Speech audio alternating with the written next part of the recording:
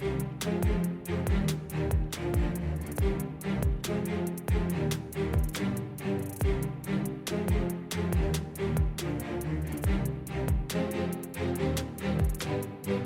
into the Yards After College podcast powered by KSLSports.com. I am Kyle Ireland, and alongside me, as always, is the one and only Sam Farnsworth. Sam, we had a short conversation the other night about the new Mountain Dew, and I'm bringing it up because we love Mountain Dew on this show. We need to get them sponsoring the show. Really, that's like the next step that we need to take. But I want to get your take because it is now October, and it felt a little rushed. Like I didn't want to lean into the Mountain Dew conversation last week because it wasn't October yet. But we are now in the month of Halloween. Voodoo is out, and we were talking about the new flavor, which not to spoil it for anybody, but it is announced. So we're gonna say what it is. It's the cherry Airheads, which I actually thought was pretty cool with the marketing where they had like the red balloon and stuff. I don't know if you saw that, but what have you thought so far about the Voodoo flavor this year? So my very first reaction on my first taste of it was Starburst, instantly Starburst. But then I was trying to figure out, okay, it's a red one. Is this the pink one or the red one? And I took another sip. I'm like, that's a cherry Starburst right there. And then I texted you about it. I'm like, do you know? And you knew. And you told me Airheads. I'm like, well, that's pretty close. I don't know if it's a good thing that I knew that. Like maybe I should have been in the position where I was like, I don't know, maybe I need to take another sip as well. The fact that I knew that already is probably a personal issue. I have a problem, but yeah, you like it? I mean, yeah, it's fine. It's pretty mild, I think, tasting, right? It's better than some of the other ones they've had. It is. I 100% agree. And hey, good. Awesome. It's been fun. One thing I like about Mountain Dew is all the new flavors, but I don't like them having much staying power either. Although you know me, yes, the pitch black that needs to be out there always. I'm glad you didn't say the flaming hot right there. That one needed to go. That was interesting. That was an interesting one. But yeah, these Voodoo Halloween ones, it's fun. Have fun with it for a month and then move on. Yeah, we need to work on the sponsorship deal. I think that needs to happen. Yards After College presented by Mountain Dew. I think it'd be pretty fun. We'll see what we can do to work on that. But no, Sam, we had an exciting week of NFL football this week. Week 4. It's crazy. We're already a quarter of the way through the season. If you want to kind of lean into that, it's where you kind of start really getting an idea about who teams are and kind of, which teams you're worried about, which teams you're like, hey, these guys are definitely Super Bowl contenders. MVP odds start kind of coming out. All that fun stuff really takes to, a solid shape about a month into the season, which is where we're at right now. But as far as the local guys are concerned, my gosh, I mean, we talked about this, I think it was last week, maybe it was a couple of weeks ago, how there's usually like an ebb and flow to like the season for these guys. Like maybe there's like a down week and then we'll have like 3 awesome weeks. Like it has been like just bangers back to back to back to back to start the year. We've had awesome weeks for the local guys. And I think we should definitely start off with Sunday Night Football. We need to talk about Sunday Night Football week 4. It was the Jets, the Chiefs, in the shadows of New York City. Taylor Swift's there, Ryan Reynolds, Blake Lively. I mean, it had everything, right? Right. But Zach Wilson, kind of a little bit of a redemption story, I think. And, maybe I'll share my opinion here in a moment. But what are your initial reactions to how Zach played, what you saw from him, both, on the field, off the field after the game, the Mahomes comments, like all of that stuff? Just give me your general takeaways, Sam, from Zach Wilson's Sunday Night Football performance. Yeah, so first of all, I joked in my script last night on the air when we were showing the highlights. I'm like, Taylor Swift came to the game for Travis Kelce, but stayed for Zach Wilson. So, but I mean, overall, I'm pleased with his performance. I'm hoping this is a step out of the shadows, out of the I don't want to say the darkness, but the whatever it has been, it's been holding him back. That's been intimidating him. And whether that's the coaching, whether that's the scheme, whether that's them not allowing him to have free reign, things like that. I hope this was a step in that direction for him, because there were still moments, as well as he played on Sunday night, there were still some moments, some throws that I feel like there's a little bit of hesitancy there. He had some wide open guys and the throw was a little behind or something like that. And I don't know if it was hesitancy or just nervous to make a mistake, right? Instead of putting it where maybe a little more dangerous spot, but where the receiver had a better chance at catching it, he put it in a safer spot, which might have been behind the receiver. And there's a couple of those, but overall played very well. Both of his touchdown passes were great throws, right where they had to be. That second one was outstanding. His scramble and just that show of I'm not going to be denied getting that 2-point conversion. That was outstanding. And then at the end of the game, when he, dropped the snap and fumbled, and that ended up being the difference maker. Oh, I can't say that ended up being the difference maker because we don't know how the drive would have ended. Sure, But sure. it gave the ball back to the Chiefs. They were able to Run the take care of clock business out. from there. Yeah. And you see Zach on the sideline there talking to, I think it was the punter who had his arm around him, and Zach said, I lost the game. Something like that. I lost the game is basically what you could see read his lips. He said something like that. And a part of me is like, good, own it. I hope he's saying that because he wants to own it. I hope he's not genuinely rattled still. Does that make sense? I hope Yeah. that what he's saying isn't a sign of him losing confidence and actually being rattled, but more of just that outward show of I'm going to own this, because that's important. Own it, move on. But I hope that one play didn't rattle his entire night. He was great the rest of the night. So hopefully this is just that first step, and then the next step. Hopefully next week he comes in throwing with even more confidence, a little more freedom from the play calling, and it just goes from there. I mean, Robert Saleh said after the game, if Zach plays like this moving forward, we're going to win a lot of football games. And I agree. So you were out sick last week, and so we didn't have a chance to talk about it. But 2 weeks ago on the podcast, I said, hey, let's see how Zach does against, a Patriots team that he's faced 4 other times, that he was benched because of a play, his Mm-hmm. play against them last year. He goes out, has a terrible performance. Just, it wasn't a good game. Like, granted, like, it wasn't a good game for the entire team, but like just looking at Zach in particular, he didn't play well in that game. The offense was Right. not good. They only scored 10 points, just wasn't a good performance. And all the haters came out again in really strong fashion this week. I mean, Of when you've course. got Joe Namath, you've got OJ Simpson, you've got, it feels like the weight of the world's on you even more so than I'm sure, like, none of us know exactly how Zach Wilson has felt with all this pressure. And that was kind of what Chris Collinsworth was saying last night on the broadcast. He was like, none of us really understand like the scrutiny that Zach Wilson has been under in New York. And, a lot of that comes with him being the number 2 overall pick, but it also has Mm-hmm. to do with the fact that like they have given him chances. Like you've said, like, I mean, the sample size is out there now. Like he's played a number of games. He's started for, about 2 seasons worth of games. And it's just to have him go out on Sunday Night Football under the lights, you know, Sunday Night Football is the number 1 game of the week, most eyeballs on it. It's the defending Super Bowl champions, all of that stuff. And to go out and like really the first quarter like did not look good. I was like, oh no, like they're in for it. They even talked about it last night. You watched the game as well. They're down 17-0. And then Zach kind of starts putting it together. They get a little drive going. They score that touchdown before halftime. And then, it was that interesting decision where they decided to kick the field goal before halftime. And then Mm-hmm. you would feel good about them going in down, only what was it, 5 points at Two. halftime. It would have been Or yeah, five. Yeah. 20 to 15. 15 at Yeah. halftime Right. had they made that field goal.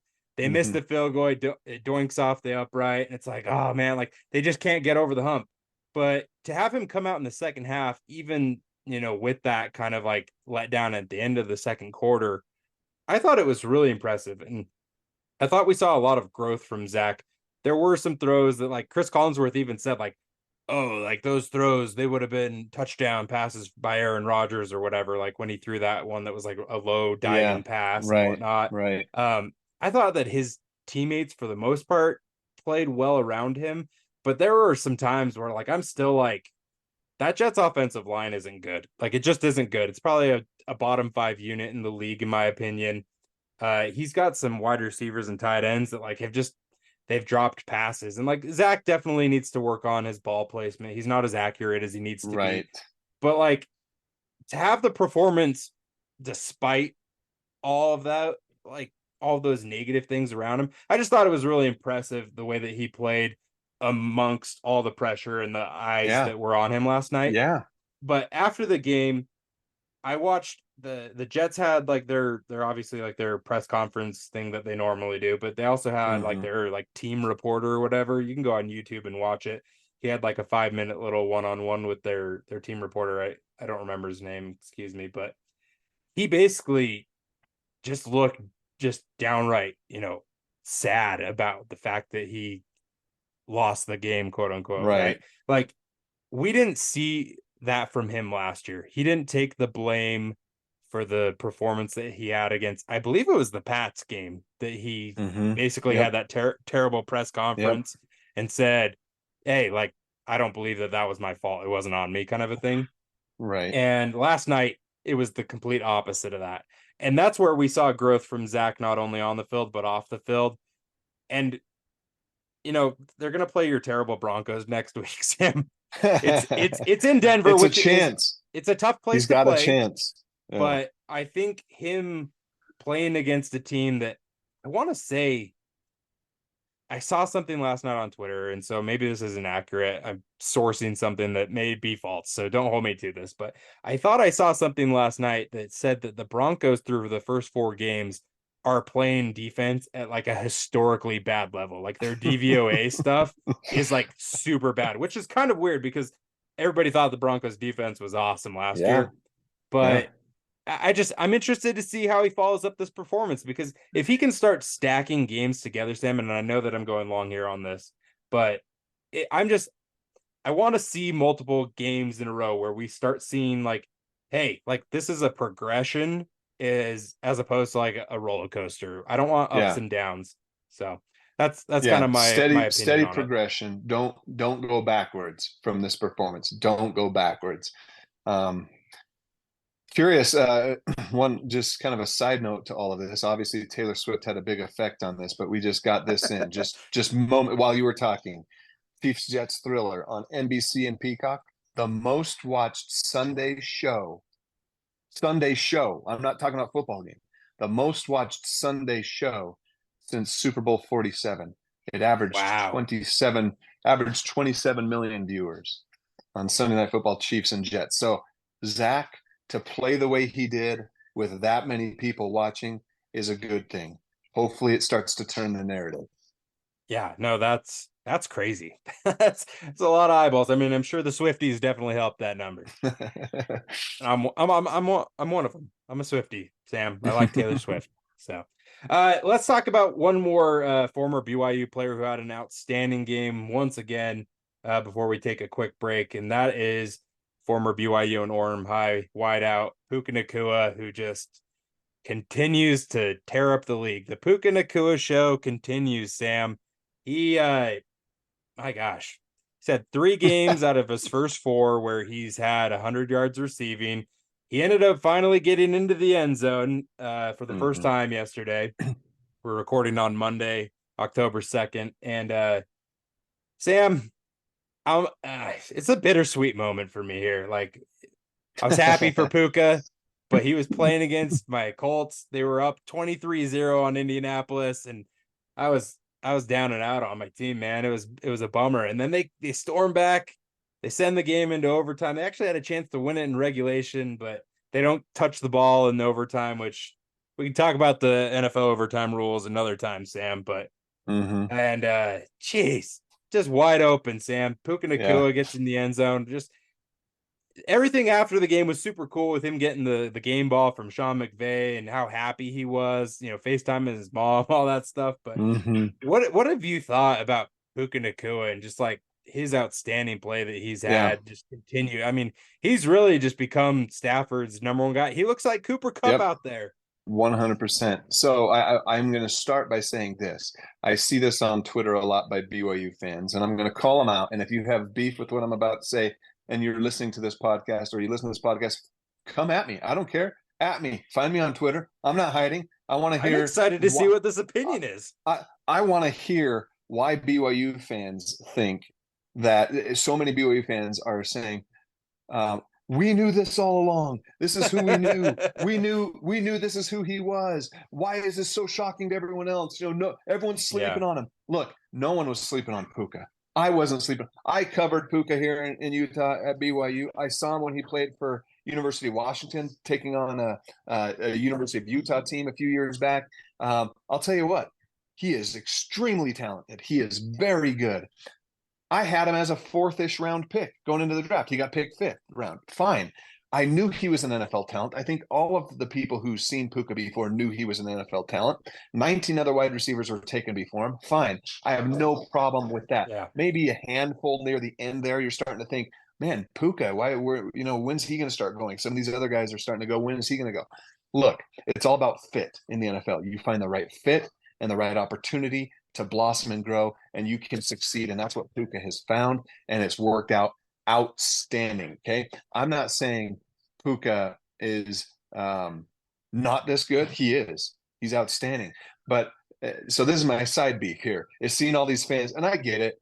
Fans are going to fan. You're going to be a homer. It's all good. I don't mind. But don't tell me that you saw this happening for Puka Nacua in the NFL. Yeah. Nobody saw this happening for Puka Nacua in the NFL, and it is glorious what we're seeing too. 39 catches, 501 yards through 4 games. No one has started a career with those numbers before. He already has more catches than any player to start their career through 5 games. Reggie Bush has that record. I think it was 34, 36, something like that. Puka's already got the 5-game record. So he can sit out next week, and he's got that record already. I did a little math last night, 125 yards per game, obviously through 4 games. Anquan Bolden, I think, has the rookie record, like 1,300 yards his rookie year. He had the record for yards through 4 games up until Puka's game, right? He was amazing too. His rookie year, he was awesome. So his 1,300 yards that year averages at about 90 yards per game. So I'm just saying, like, what Puka's doing is amazing. It's incredible. I don't see it stopping anytime soon. I'm sure it'll cool down a little bit, but he deserves everything that he's getting, every opportunity he's getting. And I say full steam ahead, ride this Puka train. Yeah, I think the thing that you're definitely alluding to, Sam, is like, people thought that Puka was good. People didn't think he was historic. Like this, like the numbers that he's putting up to start his career are like off the charts. It hasn't ever been done before. Like breaking records every single game that you're playing, like that's something that just doesn't happen. So nobody could say that, like, oh yeah, like we expected it. I do think the funny debate also the BYU fans are having that I've seen on Twitter is like, oh, Puka Nacua is the best BYU wide receiver to ever come out of BYU, and like, let's slow it down a little bit. Like, he's 4 games into his year. Like, what if like Kupp comes back and like all of a sudden like Stafford doesn't look Puka's way? I mean, like, I don't think that would happen, but like, like, let's see the full season come into effect before we start writing off guys like Austin Collie, who were awesome for multiple years. And just, I mean, like, Austin Collie played in the Super Bowl. Okay. Like, let's see what happens when Puka is in the playoffs and like stuff like that. I think sky's the limit. Obviously, but like you said, there's a long way to go. I think one of the big knocks on Puka going into the draft was his speed. Right, his 40 speed. 40 speed wasn't that great for a receiver. I think it was about a 4.5 something. But 2 weeks ago, I saw one of those next gen stats from his game, not this past Sunday, but the week before. On a catch and run he topped over 20 miles per hour, something like that. He's got like the 6th or 7th fastest run after catch speed of any receiver in the NFL so far. So game speed and combine speed are 2 totally different things. Totally. Also, Puka runs amazing routes. He knows where the open space is. He knows, Yeah. where to break his routes off at. He runs very crisp and clean routes. That's why he's getting open. That's why he's there, and he's got Yep. great hands. So He's also like he's super physical. Like yeah, he's a big body. Like he's not one of these small guys that's like playing in the slot, right? Like he's a physical wide receiver, and I think that's really kind of lending to like the Rams offensive style that they play as well. And it'll be interesting to see once Cup gets back on the field, because I really just want to see that like them as a duo, yeah. because Cup has been so like hampered by injuries throughout his career. And I'm interested to see how like a physical wide receiver like Puka, provided he stays healthy as well, like how they can kind of like help each other out, become like the best versions of themselves. So, I mean, just imagine like those guys like sharing the same amount of targets, and you're not spreading the ball around to like, the Tutu Atwells and Van Jeffersons of the world, which like those guys are decent, but it's going to be fun to watch them continue on throughout the season. But Sam, let's take a quick break, and then we will come back and discuss your 3 stars of the week. Welcome back to the Yards After College podcast, powered by KSLSports.com. Sam, we teased it before the break, and now it is officially time for you to unveil your 3 stars of the week. Okay, I will unveil my 3 stars. I'm going to start though with my honorable mention. My The new thing for the 2023 season, the honorable mention. The honorable mention, not quite a star, but he deserves some recognition Such a this week. cheater, Sam. Can't hold you to 3. Hey, this is your guy. I'm going to give an honorable mention star to Blake Freeland. First career start in the NFL for the Indianapolis Colts. Good for him. Can't wait to see where his career goes. There's not a lot much more to it than just that. It was cool to see Blake Freeland in an NFL uniform on the field. And then after the game, trading jerseys with Puka, his college teammate, a little jersey swap there. So a little shout out to Blake Freeland as my honorable mention. I will say, just let me add this real quick. Yeah. He played much better in the second half. He was getting kind of destroyed there in the first half. I think he settled in nicely. But the interesting thing is he played left tackle at BYU. He's also played right tackle, but the Colts brought him in as a right tackle, kind of a swing tackle as well. But he started at left tackle yesterday. So I think that like it's that balance of, hey, like those are 2 different positions, like obviously, but like to be able to kind of revert back to what he's used to, but after having right tackle, right tackle, right tackle forced into you, I just want to see them kind of utilize him in the same spot to really maximize his talents, because he is talented. Okay, let's do this. Let's do the actual ones. 3rd star. 3rd star. Okay, my 3rd star this week, we got to give this one a first-time appearance on my 3 stars of all time, including last season. My 3rd star this week, I'm going to give this one to former Utah State Aggie wide receiver Devin Tompkins of the Tampa Bay Buccaneers. He had 4 targets on Sunday, caught all 4 of his targets, which was second on the team in receiving, 45 yards, second on the team, and he caught his first career touchdown. Devin Tompkins, he did it with like a nice little diving catch there at the goal line. If you ever watched Devin Tompkins play at Utah State, you know what I'm talking about. If you did not ever see him play at Utah State, go back and watch some of his college film, because it is fun. Like the things he did at Utah State were just outstanding. So he also carried the ball once for an 11-yard run. He was pivotal in the return game as well. Devin Tompkins, bright future. He's my 3rd star.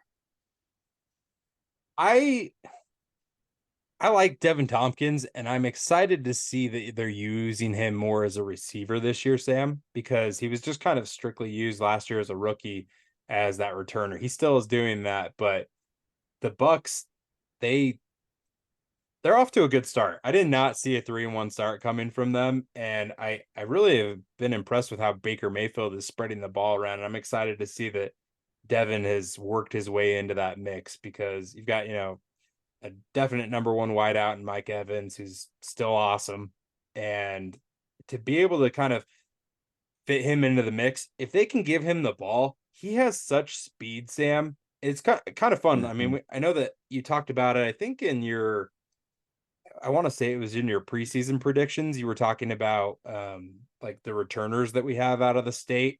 Devin's one of Yeah. those guys, but you've got like Britton Covey, Rashid Shaheed as well. There's some Mhm. speedsters that are coming out of the state of Utah, and Devin clearly is one of those guys. I'm excited to kind of watch him blossom as gets that first touchdown under his belt.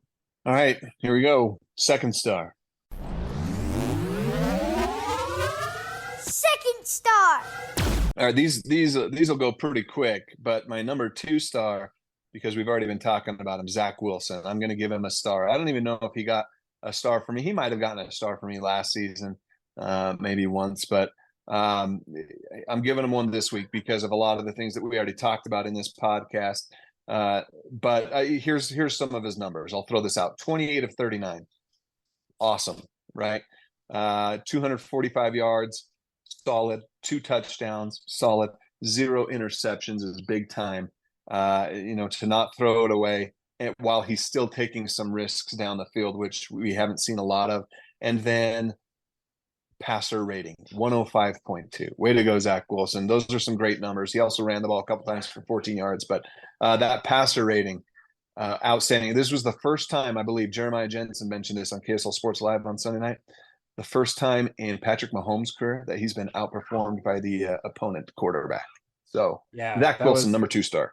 Yeah, that was the only thing I was going to add is I saw that last night from Opta Stats on X or whatever we're calling it.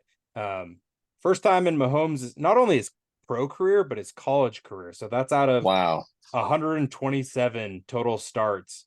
You can check this out at Opta Stats, including the postseason. That Zach Wilson is the only opposing quarterback to have more completions, passing yards, touchdowns, and fewer interceptions than Mahomes in a Mahomes start. Just crazy. That's a That's wild nuts. stat. So That is nuts. good So on you, Zach. hopefully that's something he can hang his hat on. We talked about him, being a little somber at the end of the game with that fumble and stuff, but hopefully he hangs his hat on that. So, all right, here we go. Number 1 star. First star. Okay, no brainer in my opinion. And I think he's been number 1 star once, maybe twice this year already. I can't remember, but Puka's the number 1 star this week. And we've talked about what he's done through 4 weeks of the season, but this is not for 4 weeks. This is just for Sunday, October 1st.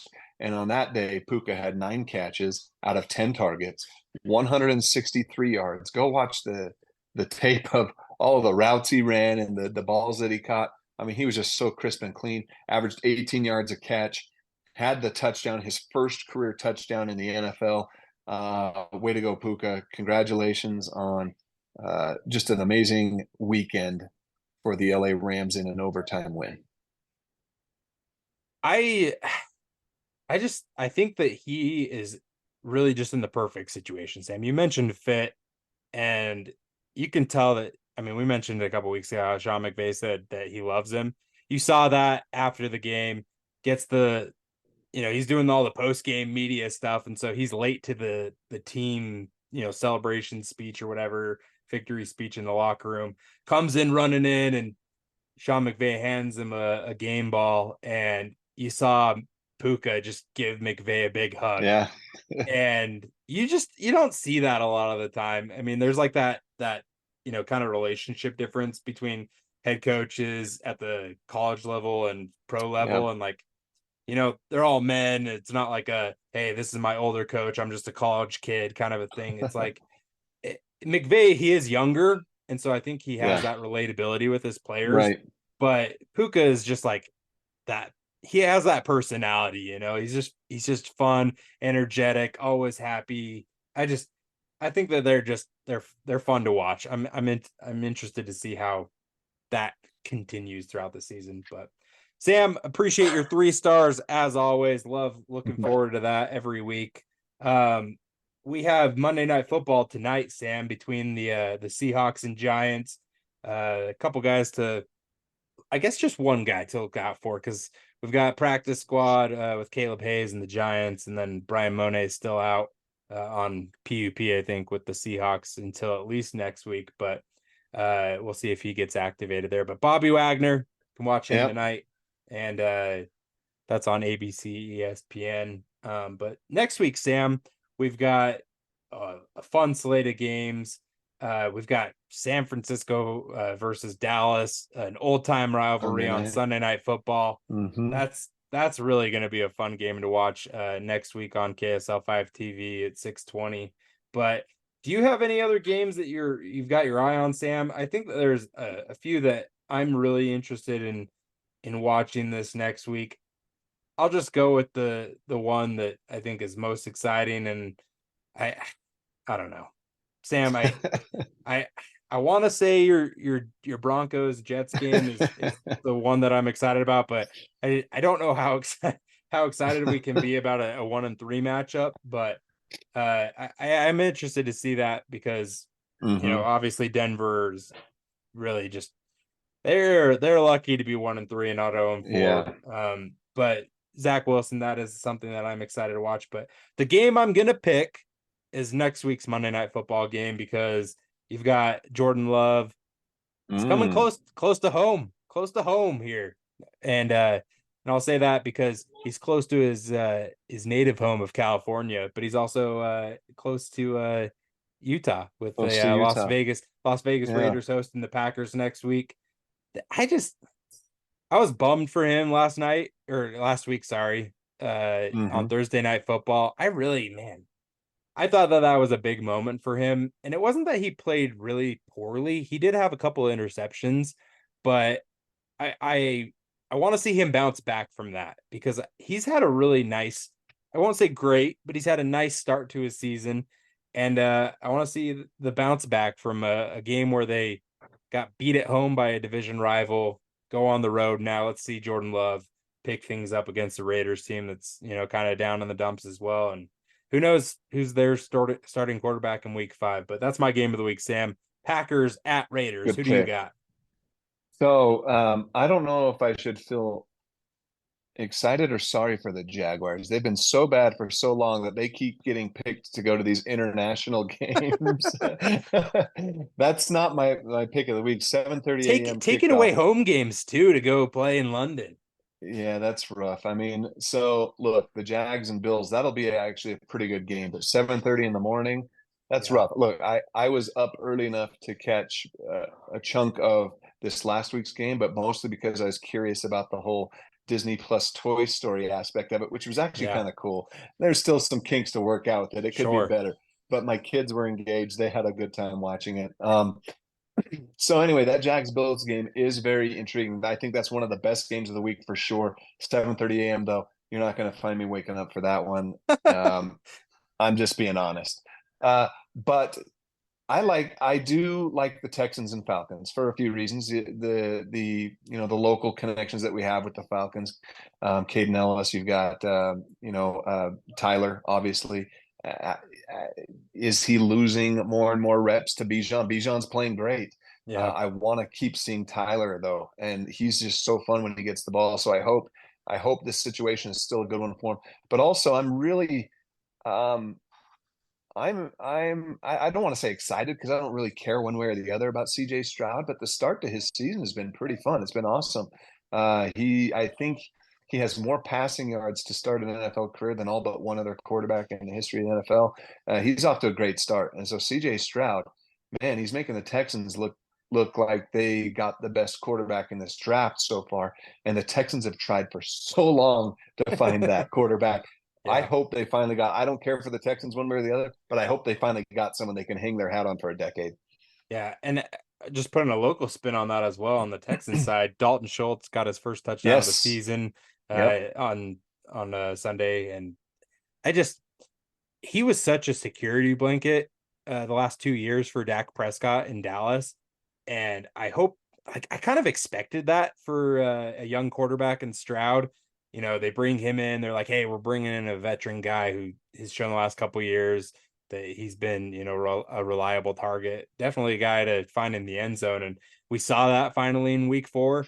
I hope that continues because, like you mentioned, really strong start to the year. Texans are 2-2. Starts clicking with Dalton Schultz a little bit.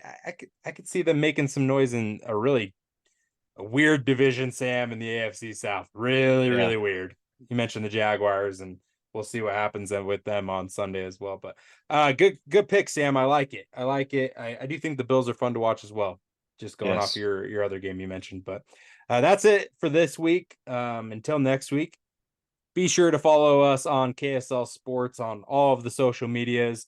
I've been doing this new thing, a little locals in the NFL recap, kind of highlighting one player or so and giving a little brief analysis, minute-long thing on TikTok and Instagram. You can find that every Sunday night. And then be sure to follow Sam on Twitter, Instagram, Threads. I don't know if you're still on Threads, Sam, if you're active on the Threads, but at Samsworth_TV. Sam is great as always. Real quick, what do you have to pitch on KSL Sports Live for us this week, Sam?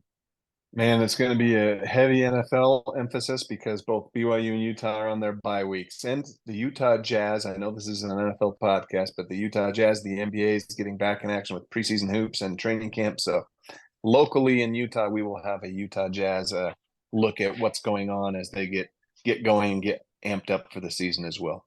Yeah, you guys always do a great job. KSL Sports Live with Jeremiah Jensen, Sam Farnsworth, the whole crew, and we'll look forward to that coverage all week long.